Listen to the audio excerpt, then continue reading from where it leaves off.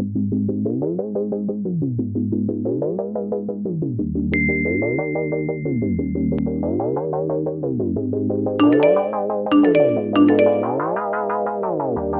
je m'appelle Emeline, j'ai 25 ans. Je suis UX, UI designer. Pour la partie UX, ça veut dire User Experience. Donc ça va être rencontre avec les utilisateurs d'un produit ou d'un service et pouvoir prendre en compte leur avis pour pouvoir développer le produit en question. Et la partie UI, c'est la partie qui va vraiment être designer les interfaces pour que ce soit joli après le travail de l'UX designer.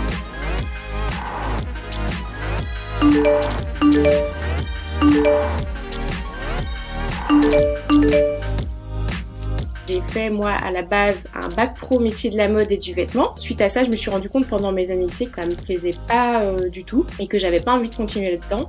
Et je me suis dit, le numérique, c'est un truc qui m'attire, il y a peut-être quelque chose à faire là-dedans. Donc j'ai commencé à chercher une formation qui pourrait me plaire et je suis tombée sur le DUT MMI, qui est un DUT métier du multimédia et de l'internet. J'ai été prise, j'ai fait mes 2 ans. Après j'ai continué dans une licence MIM, qui est un peu la continuité du DUT. C'était en alternance, mais plutôt spécifié dans le code.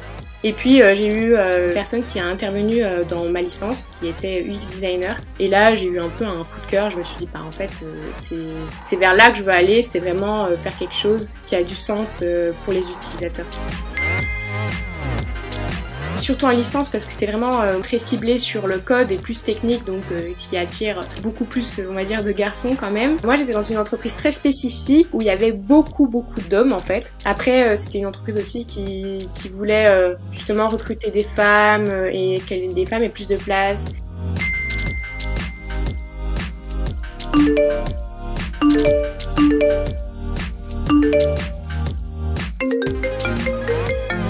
Si ça lui plaît vraiment d'y aller et de voir ce que ça donne, parce que franchement il y a quand même beaucoup de métiers dans le numérique, donc elle peut forcément, je pense, trouver quelque chose qui lui plaît, par rapport au fait que des fois il y a beaucoup plus de garçons que de filles.